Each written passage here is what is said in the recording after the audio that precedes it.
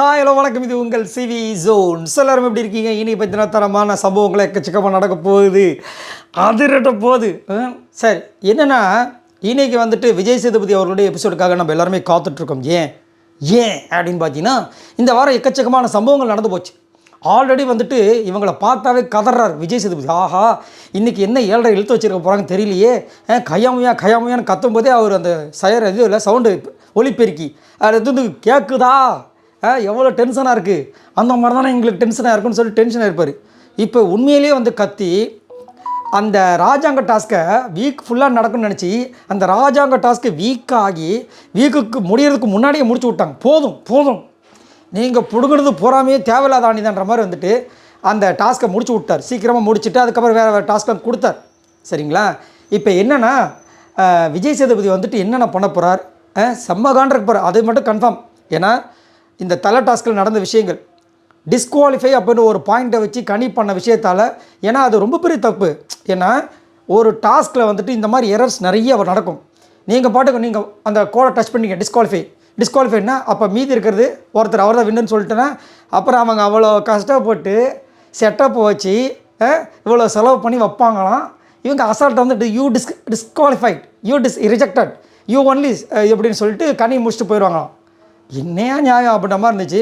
So அதுக்கு கண்டிப்பாக கனிக்கு ஒரு இது இருக்குது. அதே மாதிரி இந்த ரேங்கிங் டாஸ்கில் வந்து சூப்பராக வந்துட்டு டார்கெட் பண்ணி சண்டா நீ வந்துட்டு விஜய் பார்வதிக்கு ஆப்போசிட்டாக மாறுன்னு சொல்லிட்டு அமித்தை வந்துட்டு ஒரு பிரெயின் வாஷ் பண்ணி தூக்கி 13th பிளேஸ்லேயும் 14th பிளேஸ்லையும் விஜய் பார்வதி அண்டு திவாகரை போட்டாங்க பார்த்தீங்களா. ஸோ இதுக்குமே வந்துட்டு சரியான ஒரு மாசான சம்பவம் நடக்க போகுது. இப்போ அடுத்த சம்பவம் என்னென்னா, கண்ணா 2வது லட்டு, அதாவது 2 லட்டு சாப்பிட ஆசையாக அதுதான்.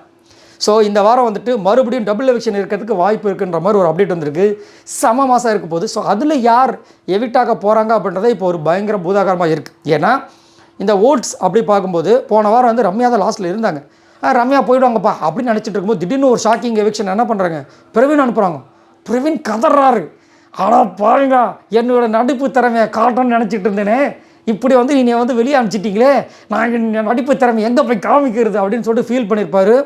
எல்லாருக்குமே ஃபீலிங். இப்போது சப்போஸ் ரம்யா போயிட்டு இருந்து பிரவீன் உள்ளே இருந்திருந்தாருன்னா இதே சேனாதிபதி கேரக்டர் இவர் கொடுத்துருந்தாங்கன்னா மனசை பின்னிருப்பாப்புல.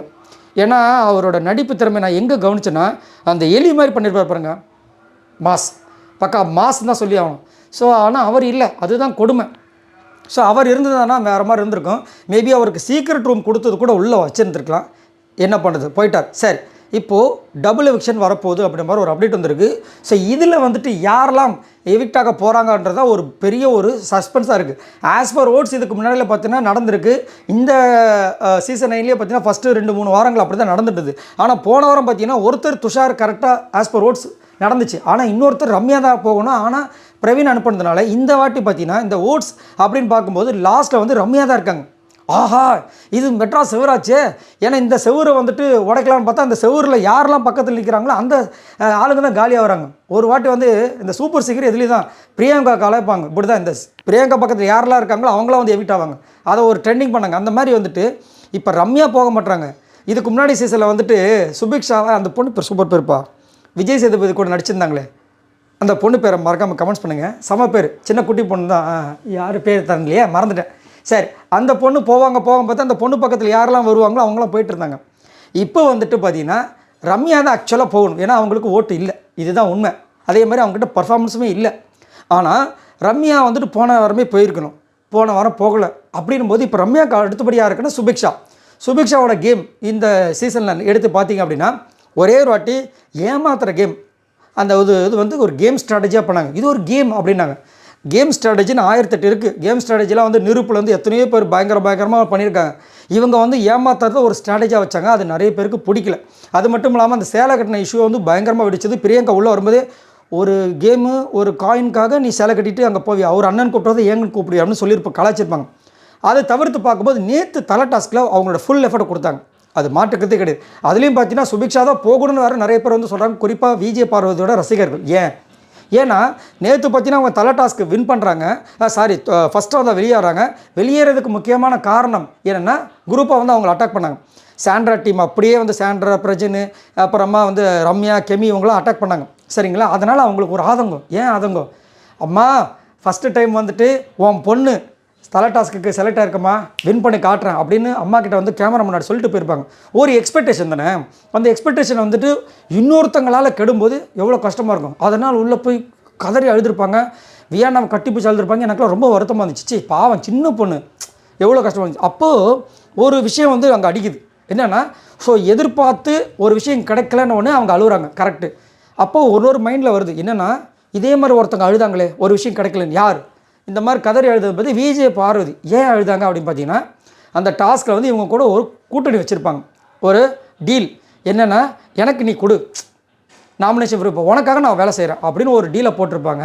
இவங்க தரன்னு நைட்டு பேசியிருப்பாங்க. அடுத்தது கனிக்கும் விஜய் பார்வதிக்கும் 3 நாமத்தை போட்டிருப்பாங்க. கனிக்காவது ஒரு காயின் சம்திங் கொடுத்தாங்க, விஜய் பார்வதிக்கு வெறும் 3 நாமத்தை போட்டாங்க. அவங்க செம்மையாக அழுவாங்க, கதறுவாங்க. இந்த பொண்ணு ஒரே வாரத்தில் முடிச்சிருப்பாங்க. இது என்னோடய கேம், எனக்கு உங்களை ஏமாத்தணும் பண்ண தெரில, நான் கேம் ஆடணும் அவ்வளோதான் அப்படின்னு அசால்ட்டாக முடிச்சிருப்பாங்க. அது நிறைய பேருக்கு வந்துட்டு ஒரு இதாக இருந்துச்சு. விஜய் சேதுபதியும் வந்து மறைமுகமாக கலாச்சார், இது உங்கள் கேம் ஸ்ட்ராட்டஜி தான், பட் எத்திக்ஸ் இல்லாத மாதிரி இருந்துச்சு அப்படின்ற மாதிரி சொல்லியிருப்பார். ஸோ இப்போ வந்துட்டு என்னென்னா, எல்லாருமே வந்துட்டு கர்மா இஸ் பூமராங், நீ அன்னைக்கு அந்த பொண்ணை ஏமாத்தின, இன்றைக்கி உன்னை வந்துட்டு குரூப்பாக சேர்ந்து அட்டாக் பண்ணிட்டாங்க, நீ இப்போ அழுகுறல்ல, இந்த மாதிரி தானே அந்த பொண்ணு அழுதுருக்கோம், நீ கொஞ்சமாக அது யோசிச்சு பார்த்தியா அப்படின்ற மாதிரி வந்துட்டு சொல்லி பண்ணிகிட்டு இருக்காங்க. அதனால் சுபிக்ஷா கண்டிப்பாக போகணும். அது மட்டும் இல்லாமல் ஓட்ஸும் பார்த்திங்கன்னா ரொம்ப கம்மியாக இருக்குது சுபிக்ஷாக்கு. ஸோ அதனால் வந்துட்டு சுபிக்ஷா 99.99% போகிறதுக்கு வாய்ப்புகள் இருக்குது. அடுத்தபடியாக பார்த்திங்கன்னா யார் வந்திருக்காங்கன்னா, நடிப்பு அரக்கர் திவாகர் வந்துட்டு திடீர்னு பார்த்தீங்கன்னா ஓட்டிங்ஸில் வந்துட்டு கீழே இறங்கியிருக்காரு. அதுக்கு மேலே கனி இருக்காங்க, வியானா இருக்காங்க. ஸோ அரோராலாம் வந்து நல்ல ஓட்டு வாங்கிட்டாங்க. அரோராவுக்கு வந்துட்டு ஆல்ரெடி வார்னிங் கொடுத்தாங்க. பட் இந்த வாரம் முழுக்க பார்த்தீங்கன்னா அரோராவால் நிறைய சம்பவங்கள் நடந்திருக்கு. நல்லா நோட் பண்ணி பார்த்தீங்கன்னா எக்கச்சக்கமான சம்பவங்கள் வருது. விஜய் பார்வதிக்கு ஆப்போசிட்டாக நிறைய அண்டர் கிரவுண்ட் ஆப்ரேஷன். கமுரிதை வந்துட்டு சண்டா, நீ விஜய் பார்வதிக்கு ஆப்போசிட்டாக மாறு, விக்ரம் உன்னை வந்து வக்கரம் சொல்லுதா, அதை விட்டுறாத அப்படின்னு சொல்லிட்டு நிறைய விஷயங்கள் பண்ணுறதுனால மேபி பிக் பாஸ் டீம் வந்து இந்த பொண்ணை வச்சுக்கலாம், இந்த பொண்ணால் இப்போ வந்து பண்ண ஆரம்பிச்சு இப்போ ஏதோ ஒரு சம்பவம் பண்ணுது, அதனால் வச்சுக்கலாம்னு நினச்சி பண்ணுறாங்களான்னு தெரியல. இப்போ என்னென்னா அடுத்தபடியே திவாகர் இருக்காரு, ஓட்டு இல்லை. ஆக்சுவலாக பார்த்தீங்கன்னா ரம்யாவும் சுபிக்ஷாவும் தான் போகணும், சரிங்களா. ஆனால் இன்னும் ஒரு காரணம்னா திவாகருக்கும் அதே ஓட்டு தான் இருக்குது, சுபிக்ஷாவுக்கும் அதே ஓட்டு தான் இருக்குது, ரம்யாவுக்கு கிட்டத்தட்ட அதே ஓட்டு தான் இருக்குது. அதேமாதிரி கனிக்கு அந்த ஓட்டு தான் இருக்குது. ஆனால் கனியை அனுப்புவாங்களான்னு கேட்டிங்கன்னா கண்டிப்பாக வாய்ப்பே கிடையாது, சரிங்களா. கனியை வந்துட்டு இப்போதைக்கு அனுப்ப மாட்டாங்க. அது மட்டும் இல்லாமல் சாப்பாடை குறையில்லாமல் கொடுக்குற ஒரே பர்சன் கனி மட்டும்தான். அவங்க மேலே எனக்குமே நிறைய வெறுப்பு இருக்குது. அவங்களோட கேம் ஸ்ட்ராட்டஜி எனக்கு சுத்தமாக பிடிக்காது. நிறைய பேர் வந்து டார்கெட் பண்ணுறாங்க, எல்லாம் ஓகே. ஆனால் சாப்பாடு விஷயத்தில் இது வரைக்கும் யாருக்கிட்டையும் சண்டையே போடல. மற்றவங்க டீம் மாறினா எவ்வளோ பிரச்சனை வருது, ஆனால் கனி அதை வந்து செமையாக பண்ணாங்க. அது வந்து அவங்களை கண்டிப்பாக நம்ம பாராட்டணும். அதனால் கனியை விட மாட்டாங்க. கனி ஆல்சோ வந்து விஜய் டிவியில் வந்துட்டு குக் வித் கோமாளி டைட்டில் வின்னராக வந்தவங்க, அவங்கள சீக்கிரத்தில் விட மாட்டாங்க. ஸோ ஒன்று ரம்யா சுபிக்ஷா, இல்லைன்னா சுபிக்ஷா திவாகர், இல்லைன்னா சுபிக்ஷா திவாகர், இப்படி தான் வந்துட்டு இந்த 3 பேரில் டபுள் எவிக்ஷன் இருக்க போகுது. ஸோ கண்டிப்பாக வந்துட்டு தேர் இஸ் ஒரு பயங்கரமான ஒரு சம்பவம் நடக்க போகுது, பார்க்கலாம்.